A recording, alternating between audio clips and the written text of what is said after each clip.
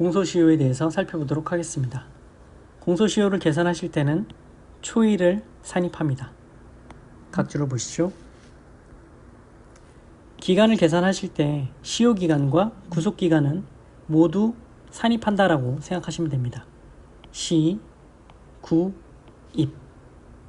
원칙적으로는 기간 계산할 때 초일 산입하지 않죠. 초일 불산입의 원칙입니다.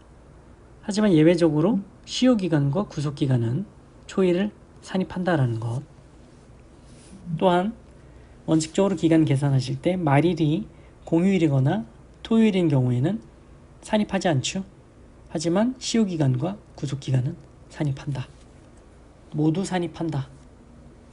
다 산입해야 유리하겠죠. 시구, 입이다. 기간 한번 계산해 볼까요? 시효기간이 5년이다. 14년 6월 2일에 범죄행위가 종료되었다. 그로부터 5년은 19년 6월 2일이 아니고 1일입니다. 6월 1일에 시효가 완성된다. 초일 산입한다라는 거죠. 구속기간 10일을 계산해 볼까요? 14년 1월 11일에 체포되었다. 그러면 14년 1월 21일이 아니고 20일, 24시까지 구속할 수 있다는 것입니다. 체포 적부심으로 증거물 등이 법원 접수되었다. 1월 12일에 법원 접수되었다가 1월 13일에 반환되었다면 총 이틀간 증거물 등이 법원에 있었던 거죠. 그 기간만큼은 수사기관이 수사를 할 수 없었으니 그 기간만큼 구속기간을 연장시켜줍니다. 총 이틀간 법원에 있었으니 이틀을 연장시킵니다. 14년 1월 22일 24시까지 구속할 수 있다.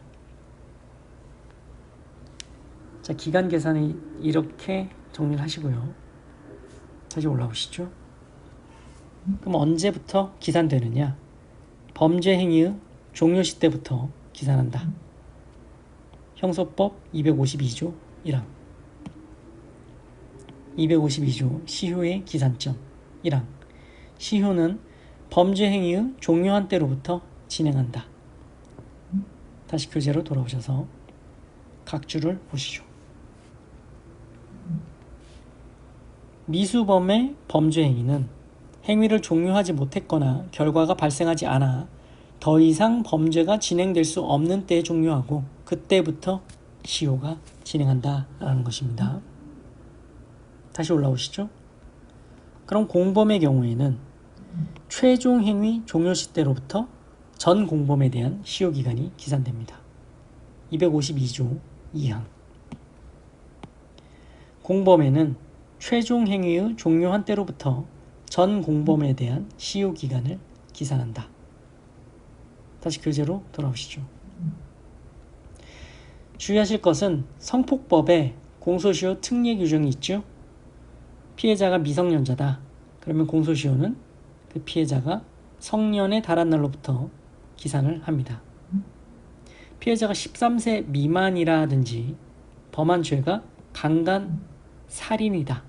그러면 공소시효 적용 배제됩니다. 공소시효가 없어요.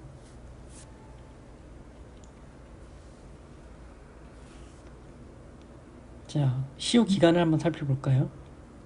사람을 살해한 범죄로 종범을 제외하고요. 사형에 해당하는 범죄이다. 공소시효 없습니다. 형소법 253의 2인데 이게 시험에 나오진 않겠죠? 시효 기간은 249조에 있는데 제가 교재에서 정리를 해보았습니다. 공소장 기재 범죄 사실 법정형을 기준으로 합니다. 공소장 기재 범죄 사실 법정형을 기준으로 해서 그 공소장 기재 범죄 사실의 법정형이 장기 10년 이상이라면 공소시효 기간은 10년입니다. 장기 10년 이하라면요? 이하는 여기 포함되죠. 이상에 10년입니다. 장기 10년 미만이다. 7년입니다. 장기 5년 미만이다. 5년입니다. 그래서 시효 기간은 공소장 기재 범죄 사실의 법정형을 기준으로 한다. 각주를 보시죠.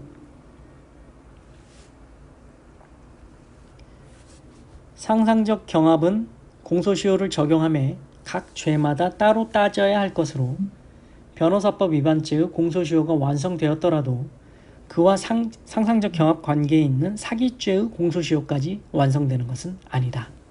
수죄죠. 상상적 경합은 각 죄마다 따로 따져야 한다.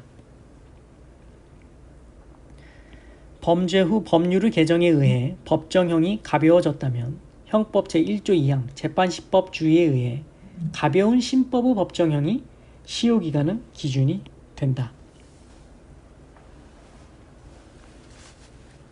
자, 다시 올라오셔서요. 그래서 시효기간의 기준은 공소장 기재 범죄 사실의 법정형인데 공소장 기재 범죄 사실이 바뀐 경우, 즉 공소장 변경의 경우가 문제가 됩니다. 공소장 변경이 되었다. 그러면 기준일과 기간을 시효기간을 별도로 판단하셔야 됩니다. 그 기준일은 공소 불가분의 원칙상 공소제기 효력은 공소사실과 동일성 인정되는 사실에 대해 미치는 바 공소장 변경시가 아니라 본래의 공소제기시를 기준으로 합니다. 각 주를 보시죠.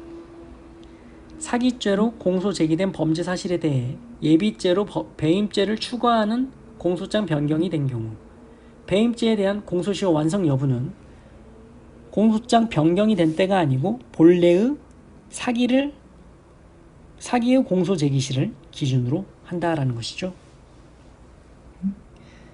그 시효 기간은 공소장 변경에 따라 법정형의 차이가 있다면 변경된 공소사실의 법정형을 기준으로 한다라는 것입니다.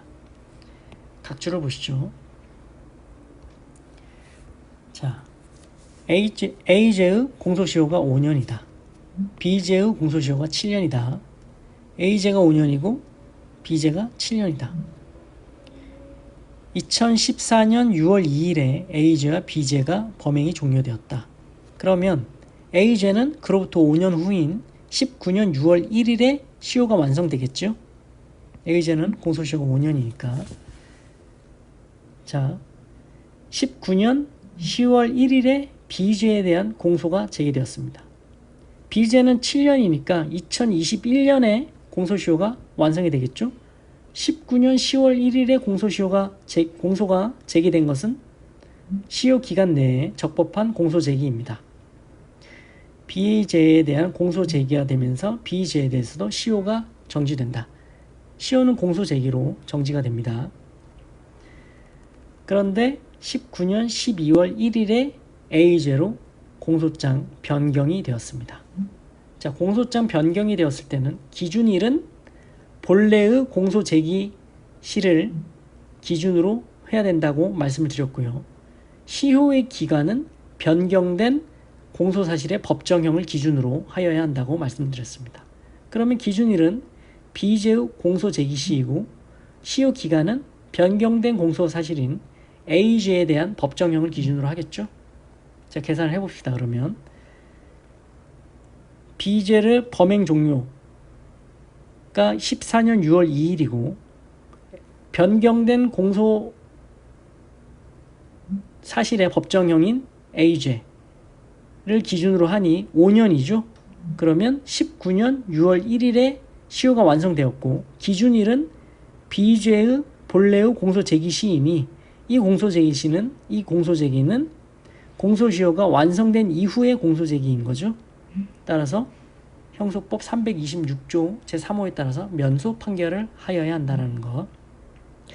본래의 공소 제기 시 19년 10월 1일을 기준으로 변경된 공소사실 A죄의 법정형에 따른 시효 기간을 검토한다라는 것이죠.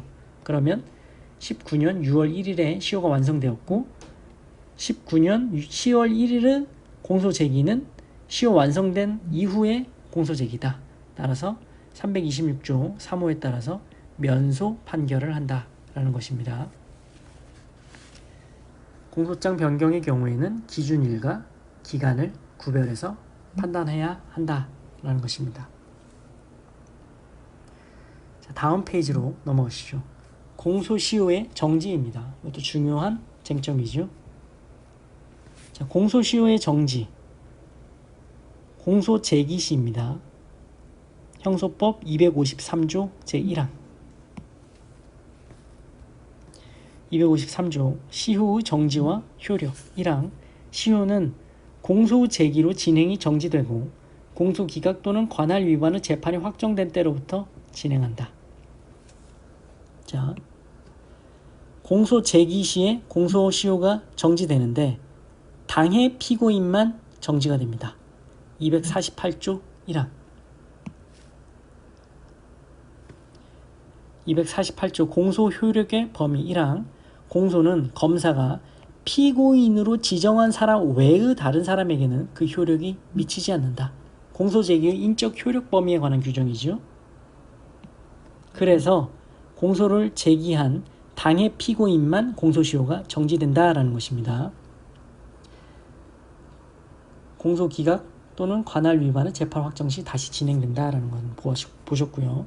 각주를 보시죠. 따라서 진범 아닌 자에 대한 공소 제기로 진범에 대한 공소시효가 정지되는 것은 아니다. 진범이 A다. 진범 아닌 자가 B다. 그런데 B가 위장자수를 한 거예요. B에 대해서 공소 제기되었겠죠. 공소 제기 효력은 검사가 피고인으로 지정한 자 B에 대해서만 미치니 진범인 A에 대해서는 공소시효 정지가 되지 않는다라는 거죠.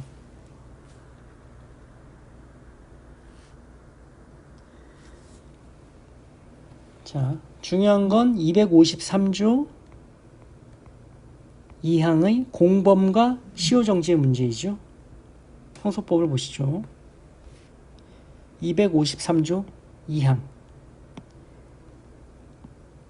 공범의 1인에 대한 전항의 시효정지는 다른 공범자에 대하여 효력이 미치고 당해 사건의 재판이 확정된 때로부터 진행한다. 자, 필요적 공범이 아닌 공범 1인에 대한 정지는 다른 공범자에게도 정지됩니다. 여기서 말하는 공범이란 필요적 공범을 얘기하지 않습니다. 필요적 공범이 아닌 공범의 공범 1인에 대한 정지가 다른 공범자의 시효도 정지한다라는 것입니다. 각주를 보시죠. 253조 2항에서 말하는 공범에는 뇌물공여죄와 뇌물수수죄 사유와 같은 대항범 관계에 있는 자를 포함하지 않는다. 필요적 공범은 여기서 말하는 공범이 아니다. 그리고 그 공범은 구속요건 해당성과 위법성까지는 인정되어야 합니다. 각주를 보시죠. 공범 중 1인으로 기소된 자, 갑이 구속요건에 해당하는 행위를 했다고 인정되나 책임 조각인 경우와는 달리 범죄의 증명이 없다는 이유로 무죄 확정 판결을 받았다. 범죄의 증명이 없다. 그래서 무죄 확정 판결을 받은 경우 그를 공범이라 할 수 없는 바 그에 대한 공소로서 진범을에 대한 공소시효는 정지되지 않는다. 책임 조각인 경우와는 달리 책임 조각인 경우에는 그에 대한 공소로서 진범에 대한 공소시효가 정지된다라는 얘기죠.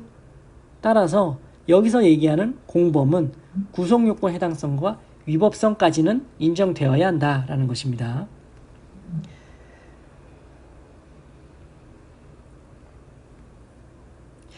그리고 재판 확정 시부터 다시 진행한다라는 것인데 재판 확정의 시기는 1심 판결이나 2심 판결은 판결 선고 후 7일이 도과하면 확정되죠. 그리고 3심의 경우에는 3심 선고일이 확정되는 날입니다. 각주를 보시죠.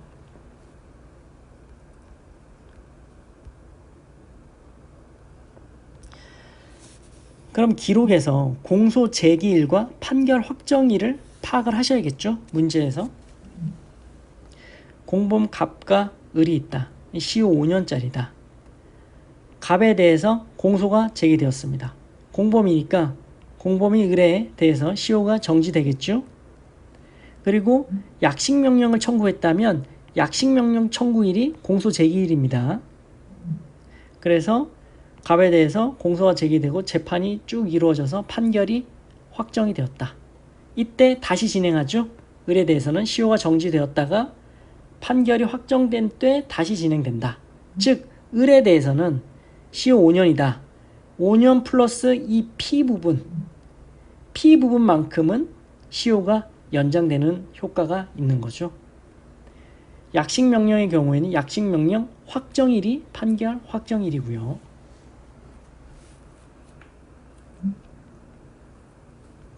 자, 공범과 시효정지 이 정도로 정리해 두시고, 또 시효정지의 사유인 253조 사망입니다. 범인이 형사처분을 면할 목적으로 국외에 있는 경우 그 기간 동안 공소시효는 정지된다. 형사처분을 면할 목적으로 국외에 체류했다. 공소시효가 정지된다. 각주를 보시죠. 범인이 국외에서 범죄를 행하고 형사처분을 면할 목적으로 국외에 체류하는 경우도 포함한다. 형사처분을 면할 목적은 국외 체류 후 유일한 목적으로 되는 것에 한하지 않고 범인이 가지는 여러 목적 중에 포함되어 있으면 족하다. 유일한 목적, 반드시 유일한 목적이어야 한다는 것은 아니라는 거죠. 자, 이 판례 잘 보시죠. 당해 사건, 예를 들면 A사건으로 처벌받을 가능성이 있음을 인지했다고 보기 곤란하다. 그렇다면 다른 사건, B사건의 형사처분을 면할 목적으로 국외에 있더라도 당해 사건, A사건의 형사처분을 면할 목적으로 국외에 있었다고 볼 수 없다. 따라서 A주에 대해서는 공소시효가 정지되지 않는다라는 거죠. 이 판례도 잘 알아두시고요.